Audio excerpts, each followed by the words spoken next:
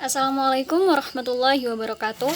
Perkenalkan, nama saya Safitri, NIM 2011050300073, kelas Akuntansi Syariah 3. Video ini saya buat untuk memenuhi tugas ujian tengah semester mata kuliah Pengauditan 1 dengan dosen pengampu Lulu Musfiroh MAK. Baik, di sini saya akan menjelaskan beberapa soal UTS. Soal yang pertama, jelaskan apa yang dimaksud resiko bawaan, resiko pengendalian, dan resiko deteksi, serta gambarlah hubungan di antara resiko-resiko tersebut. Jawab. Pengertian resiko bawaan. Resiko bawaan atau yang sering disebut dengan inherent risk merupakan kerentaan dalam saldo akun atau kelompok transaksi terhadap salah saji yang bersifat material, yang mana dengan asumsi bahwa tidak ada yang terkait dengan pengendalian internal, baik untuk masing-masing salah saji maupun ketika salah saji tersebut digabungkan dengan salah saji di saldo akun ataupun kelompok transaksi lainnya. Resiko ini melekat dan sudah ada sebelum audit dilakukan.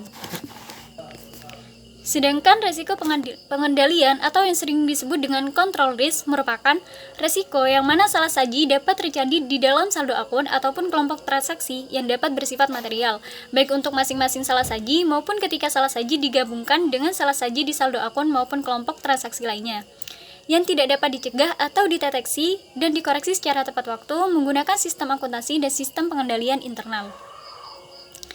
Sedangkan pengertian dari resiko deteksi atau detection risk merupakan resiko yang mana prosedur substansif yang dilakukan auditor tidak akan mendeteksi salah saji yang ada di dalam saldo akun ataupun kelompok transaksi yang dapat bersifat material, baik untuk masing-masing salah saji maupun ketika salah saji tersebut digabungkan dengan salah saji di saldo akun ataupun kelompok transaksi lainnya.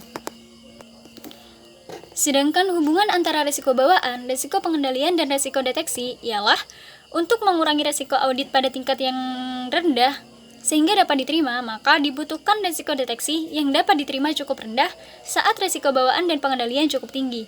Semisal, jika struktur pengendalian internal efektif dalam mencegah adanya sejumlah kesalahan, maka auditor dapat melakukan pengujian substansif yang sedikit efektif. Alternatifnya, jika saldo akun lebih rentan terhadap kemungkinan salah saji, maka auditor harus menetapkan prosedur pengujian substansif yang lebih efektif.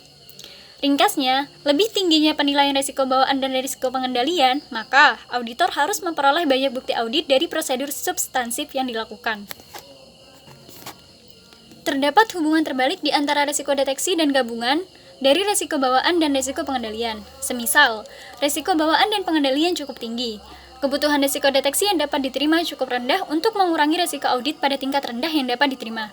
Dengan kata lain, ketika risiko bawaan dan risiko pengendalian cukup rendah, auditor dapat menerima risiko deteksi yang lebih tinggi dan masih dapat mengurangi risiko audit pada tingkat yang rendah dan dapat diterima.